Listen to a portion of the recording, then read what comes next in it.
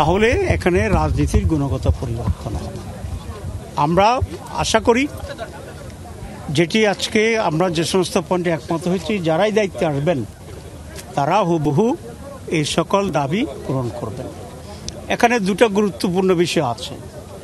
একটা হচ্ছে আজকের সনদের সিগনেচারের মাধ্যমে এটার কি আইনি ভিত্তি হইল না হইল না, এটা আমরা সনদটা যেভাবে হয়েছে সেই সনদের তাতেই আমরা বলেছি আমরা একমত হয়েছি, কারণ আমরা বহুদিন ধরে এটা নিয়ে আলোচনা করেছি। কিন্তু এটাকে আইনি ভিত্তি দেওয়ার যে বিষয়টি সেটা বাকি আছে। এখন এটা অনেকেরই প্রশ্ন, আমাদের প্রতি প্রশ্ন ছিল যেটা আইনি ভিত্তি না দেওয়ার আগে আপনারা সাইন করলেন কেন? এটা নিঃসন্দেহে একটা গুরুত্বপূর্ণ প্রশ্ন। কিন্তু আমরা যেটা বিবেচনা করলাম যে জাতির কাছে যে আমরা এতদিন ধরে যে সমস্ত ঐক্যমত্য হয়েছি সেগুলোর সাথে আমরা একমত, আমরা সেই জিনিসটা সাইন করেছি।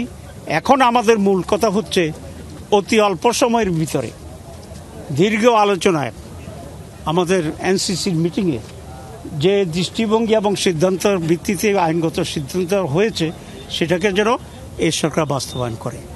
এক্ষেত্রে যদি সরকার ডিলে করে বা অন্য কিছু চিন্তা করে তাহলে আবার সেটা একটা জুলাইয়ের সাথে জাতীয় গাদ্দারি হবে, দলগুলো এবং নতুন করে রাজনৈতিক সংকট তৈরি হবে।